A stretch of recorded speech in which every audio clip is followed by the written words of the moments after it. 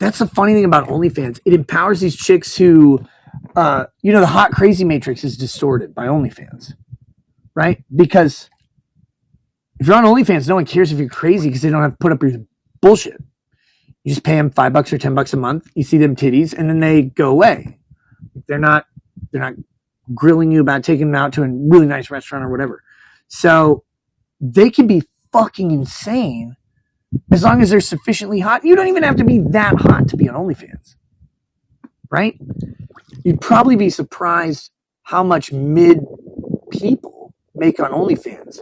It's not about attractiveness, it's about the marketing. And it's about the interactions that they provide. If the interactions are unique enough, guys will pay fortunes for it. Because that's why a lot of people really do the OnlyFans thing.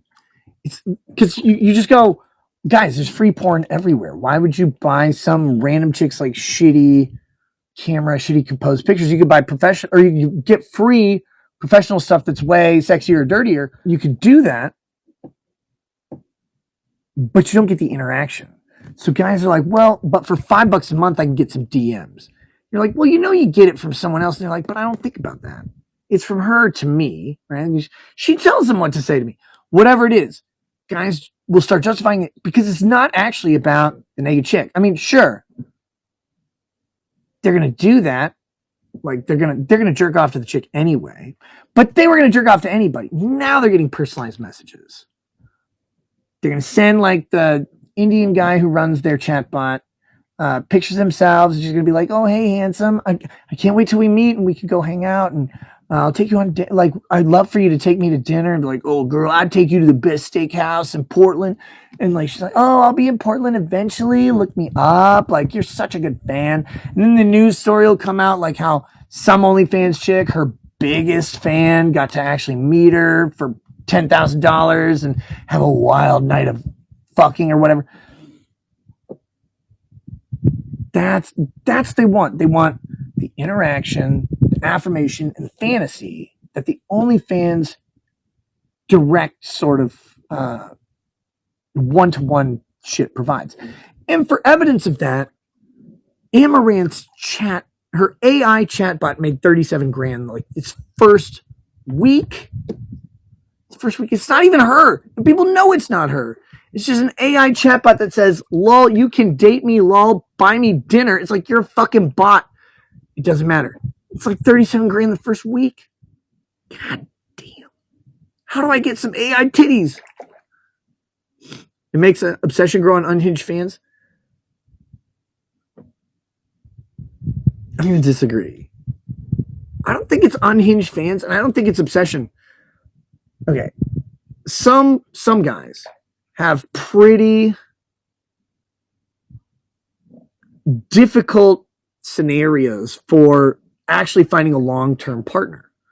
For example, like if you're an over-the-road trucker who's gone all the time, first of all, it's hard to find someone to consistently date. Second of all, it's hard to find someone to convince to like hitch up with you when you're going to be gone all the time.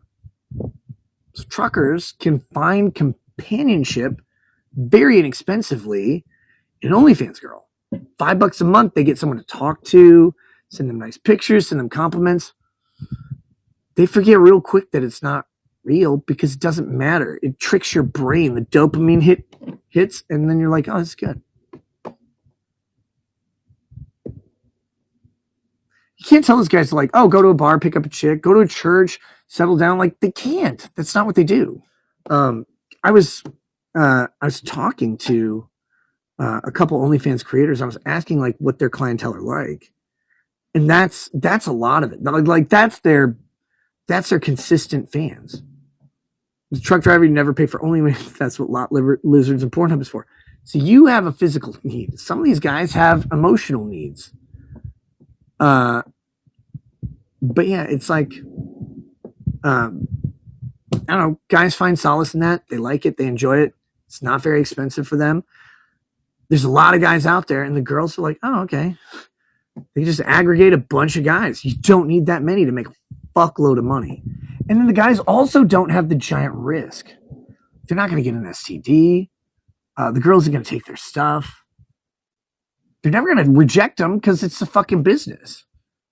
That's a huge benefit. Man, if there are guys who've been turned down a whole lot, rejected constantly, it hurts. The OnlyFans girl's never going to reject them. That's a big part of why it's so damn successful. But hey, I'm not justifying it or validating it, but there are reasons that guys do it beyond just, well, I want to pay $5 to jerk off rather than jerk off for free. I mean, I guess. But I don't think that's really it. Guys are not that dumb and not that desperate most of the time. They're looking for something else. So